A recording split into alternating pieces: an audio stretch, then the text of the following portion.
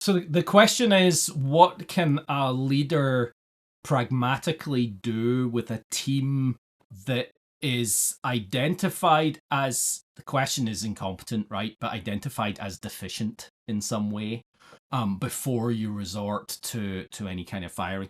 There's plenty of things to do. So you may want to bring in training.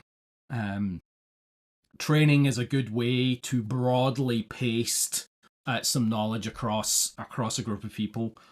They might not remember everything that they learned, but I do find, although we might remember 20-25% of what we learned in a class, we learn that 25% is spread across all of the capabilities that you maybe learned. Maybe there's 30 topics, or let's say there's 25 topics, and you remember 1% of each of those topics.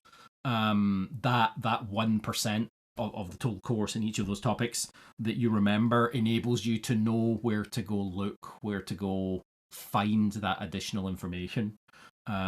So as long as the people that you've got have some kind of, how would you describe it?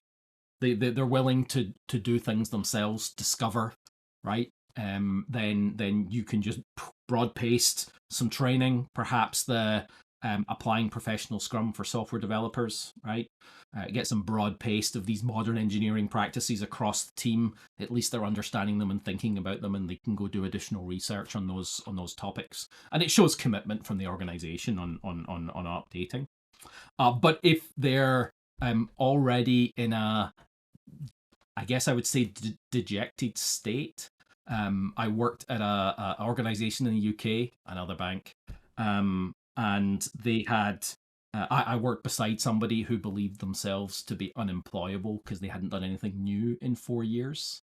That kind of depressive, dejected, they're already unhappy but don't know what to do about it state, you might find that over time they learn not to learn, right? They stop learning, they stop figuring stuff out because they're like, why bother if I'm not going to be allowed to do anything? So you need to build that back in slowly. You need to start encouraging them to learn new things, and it might not be that you encourage them to learn. You might say, you need to learn this new thing so we can do this new capability. Have them learn the thing and then do the new capability. Have them learn the thing, do the new capability.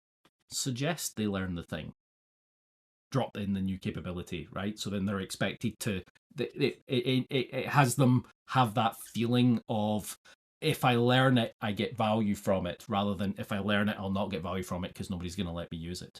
So you have to start building back in that capability into the team, into the whole organization, right? Because people don't get that way out of the box. Most people that I have ever worked with, most teams, most people that I've ever worked with, are interested in learning more about their field, unless the organization has beaten it into them that they're not going to be able to use anything they knew they learned.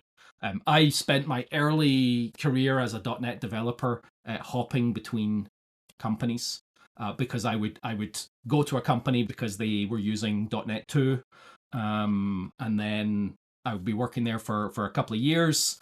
About halfway or three quarters, a year to 18 months in, .NET 3 would become available. And I'd be starting to learn that technology and then asking them, so when are you going to use this new technology? And they'd be like, maybe in 3 or 4 years. And I'd be like, okay, I'm job hunting then for somewhere that's pulling in .NET 3.